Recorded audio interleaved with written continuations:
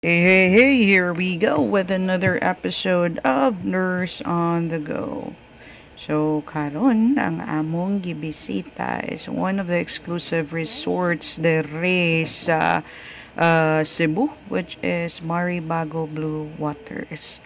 And maka-visit mo dere, usually this is actually a exclusive membership club for this beach resort.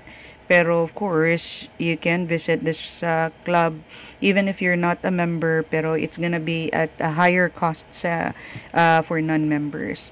So they do have their check-ins, mo ni ang ilang mga room. There are different areas there sa ilang resort, and it's actually very spacious mo sa niyang among ganahan din kay if you wanted to relax nga dire ra bitaw within the city niya, walay daghang samok. So this is what we usually do. This is usually our hangout place. So every area, depende kung asa ka naka-check-in, there is a different pool or amenities specific sa inyong gikuha na area. So kani siya is nani sila different nga rooms. They have their own pool besides sa katong pool gyud nga naa sa public area. So ang makaligo dinhi is those lang nga katong nagrenta kung ato nga area. So dinhi nga lugar mo ni ang ilang public space, or in if you just go there for day use, this is their pool na safe sad siya sa mga bata kay na gyud siya kid area, plus they also have a lifeguard. And sa mga di sa ganahan magpainit o dili anhira mo diri mag-standby sa ilahang restaurant. And these are the price of their dish. Lami ra pud na ang ilahang food dinhi. And they have reasonable price raman sad kay. Anyways, this is a beach resort. Medyo pricey gyud hinuon siya, but of course, it's a beach resort, exclusive pa gyud siya. So expected price will be like this.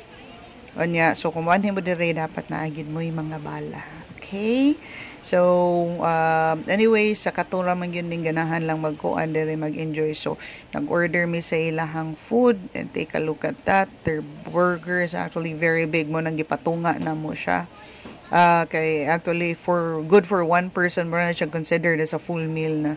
Then this is their I think this is their mango tiramisu. They have their own chef mango, so they can just create their own dishes.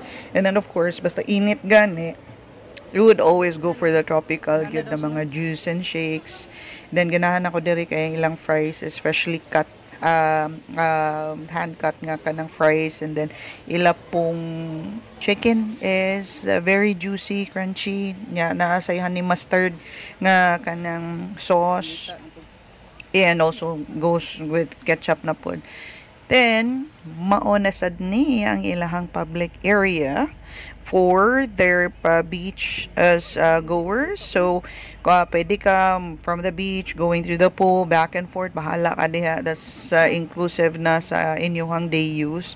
Pwede naman sad mo magsuroy-suroy pod sa location, but you have to make sure that you don't disturb the ones nga kanibitong nag-rent sa ilang place kay.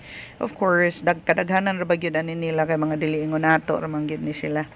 So, we have to respect them kay nag-enjoy sa taon na sila sa ilahang vacation dire.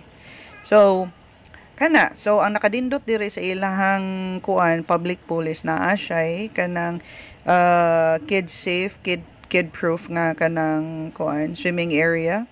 So, anyways, you could always visit them here in Mactan, and that's our visit for today. Bye!